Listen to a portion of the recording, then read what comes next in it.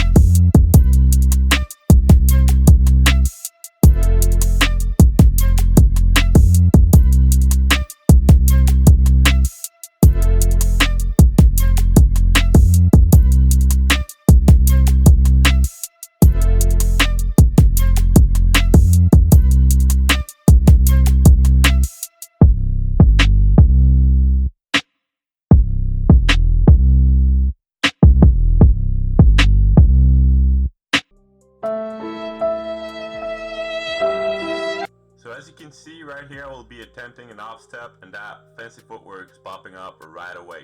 And so is consistent finisher, which is why I really highly recommend it. It's only bronze and it's really making a difference already.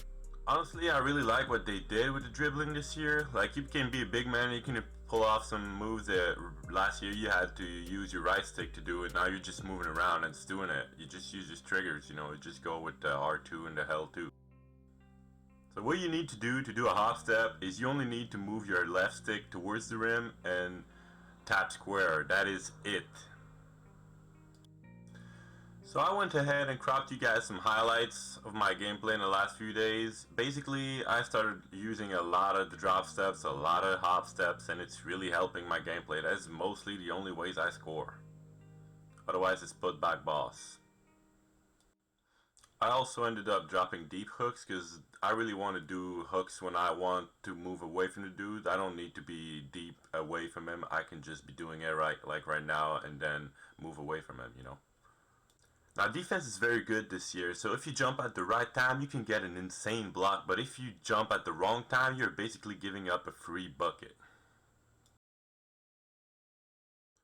Another reason why consistent finisher is pretty good this year is when you're doing some of those no meters layups where you just tap it, it's going to help you land it. Plus, there's a lot of layups that you're not going to be able to fill the meter. You're only going to be able to put it like halfway or 3/4 of the bar, and then you're going to want to release it because you don't want to get blocked. So that's why consistent finisher is a big must this year on a big man. Now let's talk about Dreamshake. For this badge, the mind games are very important. You will need to test your opponent's patience repeatedly. In order to do that, you will need him to think that you can lay it in, you can dunk it in, you can hook it in, you can pass it out, you can move back out again, you can do whatever you want, man. Now with that in mind, I've set 3 rules to follow to make sure you always make the right decision. Here it goes. You need to get under or close around the rim. You can do a post spin, you can hop step, you can drop step, you can pass for a pass, you can do whatever works. Alright, that's how we guys know, bro. Secondly, you need him to jump, or you need a lane or an open side of the rim to lay it in or dunk it in. And finally, I'm not a big fan of this one, but you gotta know when to pass the ball. So let's do a short recap. You gotta find a way to get to the rim. Then you gotta mess with his mind.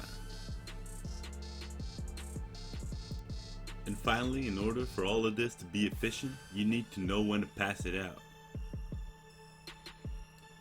That's about it for today. Hope you enjoyed the video. Drop a like, drop a follow, drop a subscribe. Come again next week. You know where to find me.